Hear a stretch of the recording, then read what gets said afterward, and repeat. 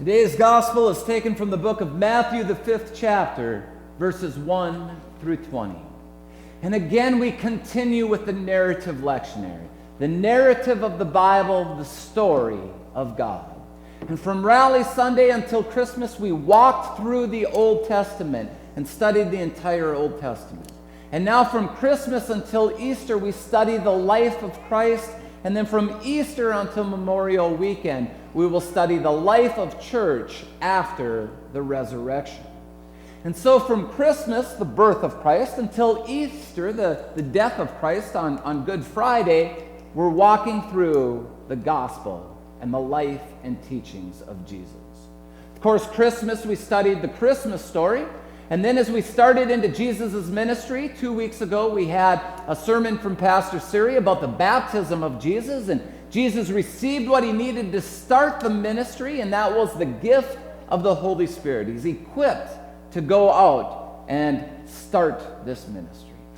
Last week, we had the 40 days and 40 nights that Jesus was tempted, that he was in the wilderness, and he fasted for those 40 days and 40 nights, again in preparation to start this ministry.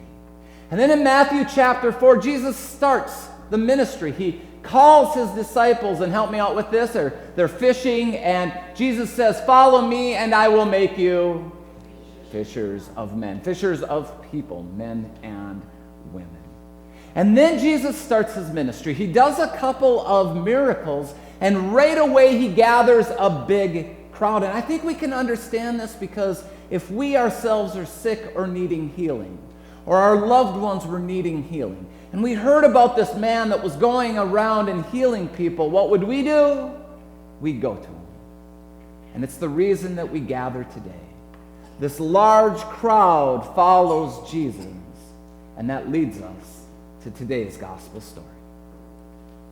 When Jesus saw the crowds, he went up the mountain. And after he sat down, his disciples came to him. And he began to speak and taught to them, saying, and this is the beginning of the Sermon on the Mount, recognize that he's not preaching to the large crowds, he's preaching to his disciples, preparing them for the ministry that they're about to do. Jesus says, "Blessed are the poor in spirit, for theirs is the kingdom of heaven. Blessed are those who mourn, for they will be comforted. Blessed are the meek, for they will inherit the earth. Blessed are those who hunger and thirst for righteousness, for they will be filled. Blessed are the merciful, for they will receive mercy. Blessed are the pure in heart, for they will see God. Blessed are the peacemakers, for they will be called children of God. Blessed are those who are persecuted for righteousness' sake, for theirs is the kingdom of heaven. Blessed are you when people revile you and persecute you and utter all kinds of evil against you falsely on my account. Rejoice and be glad. For your reward is great in heaven. For in the same way they persecuted the prophets who were before you. You are the salt of the earth. But if salt has lost its taste, how can its saltiness be restored? It is no longer good for anything, but is thrown out and trampled underfoot. You are the light of the world. A city built on a hill cannot be hid. No one, after lighting a lamp, puts it under a bushel basket, but on the lampstand, and it gives light to all in the house. In the same way, let your light shine before others, so that they may see your good works and give glory to your Father in heaven. Do not think that I have come to abolish the law or the prophets. I have come not to abolish, but to fulfill. For truly I tell you, until heaven and earth pass away, not one letter, not one stroke of the letter will pass from the law until all is accomplished. Therefore, whoever breaks one of the least of these commandments and teaches others to do the same will be called least in the kingdom of heaven. But whoever does them and teaches them will be called great in the kingdom of heaven. For I tell you, unless your righteousness exceeds that of the scribes and the Pharisees, you will never enter the kingdom of heaven." The gospel of the Lord. Praise to you, O Christ. The congregation may be seated.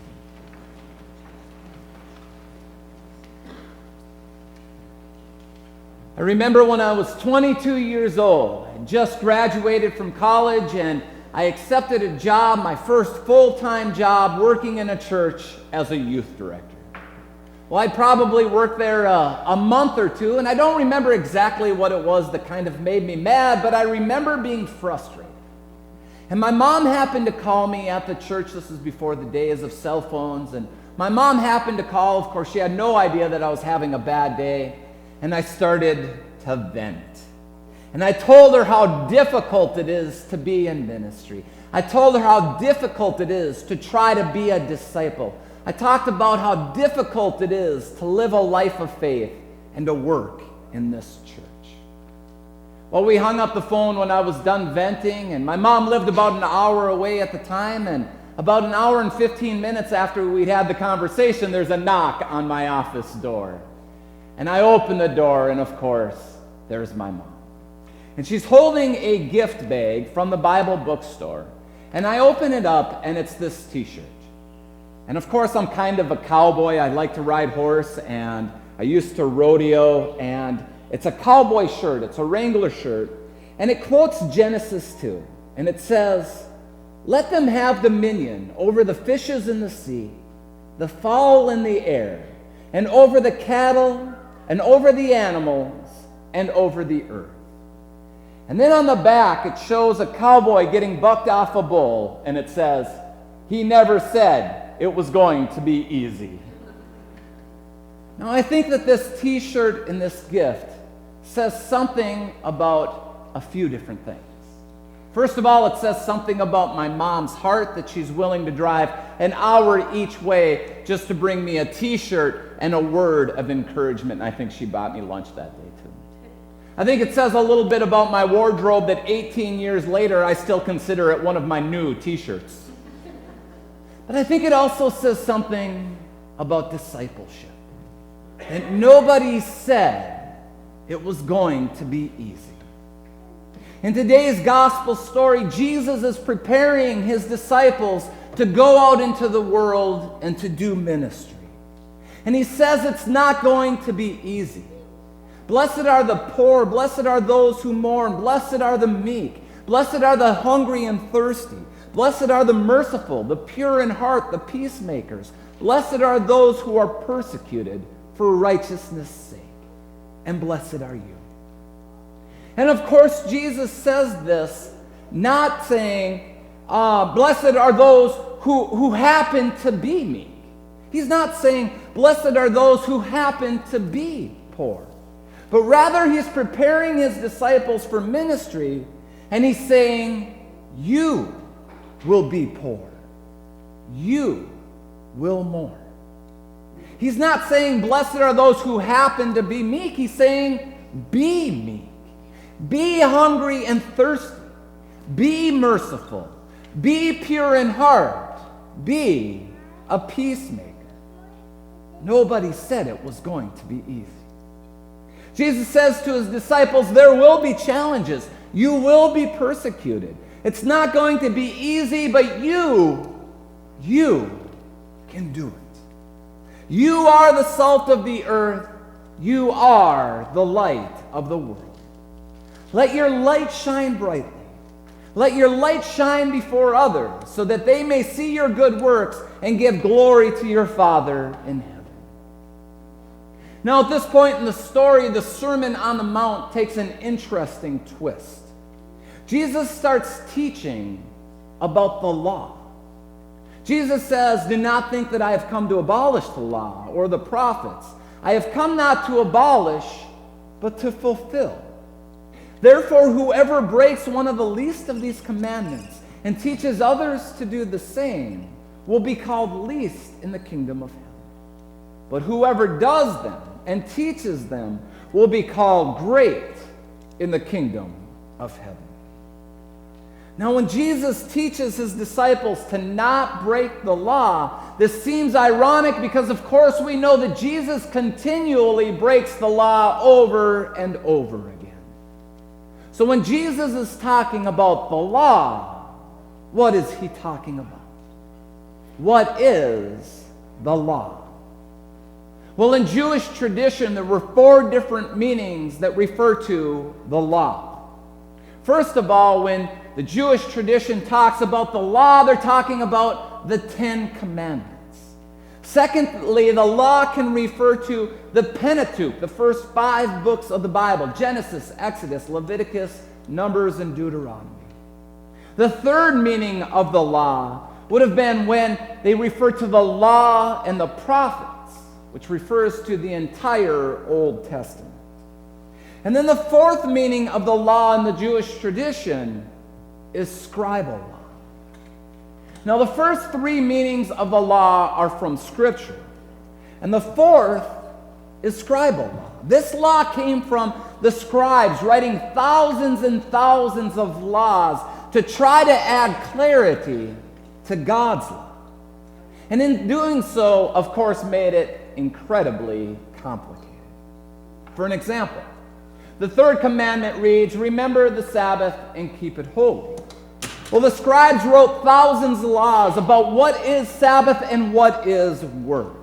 They would spend hours talking about if a mother could lift her child on the Sabbath, or was that considered work.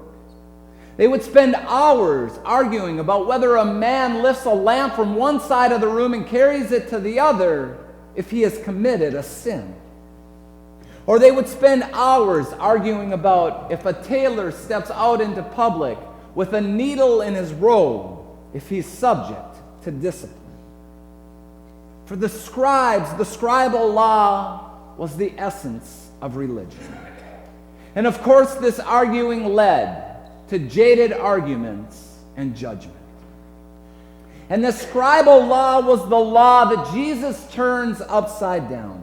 This was the law that Jesus continually broke. So when Jesus says, "Do not break the law," what is he talking about? What is the law? And what is the fulfillment of the law? From our second readings from Romans that John read, the law can be summed up in this word: love your neighbor as yourself. Love does no wrong to a neighbor. Therefore, love is the fulfillment of the law. What is the fulfillment of the law? Is it anger or arguing? Is it jaded or judgment? No. The fulfillment of the law is love. In today's gospel, Jesus calls his disciples and says, there is going to be challenges. It's not going to be easy. There will be pain. There will be hardship. But the story doesn't end there. The story doesn't end with pain. The story continues. Jesus doesn't just say you will be poor. He also says you will inherit the kingdom of heaven. Jesus doesn't just say you will mourn. He also says you will be comforted. It's not just you will be hungry. It's also you will be filled. Jesus continues, be merciful and you will receive mercy. Have a pure heart and you will see God. Be a peacemaker and be called a child of God. Rejoice and be glad, for your reward is great in heaven. You see, the story never ends with the law. It always continues with the gospel. The story doesn't end in pain. The story continues with hope. The story doesn't end in death. The story continues with life. Today at noon, we have our congregation's annual meeting. We're going to reflect on the last year and how God has been at work in and through our Saviors. We're going to envision what God is calling us into the future. And as we begin this new year, we have a lot to be thankful for. And in this next year, I'm confident that God will continue to bless this congregation. But there will also be challenges. And even when things are not easy, even when life is tough, let our light shine brightly. May we be the ones who step up in love. That we love and serve and feed a hungry and thirsty world, and that we meet this year's joys and challenges with a pure heart. The story continues.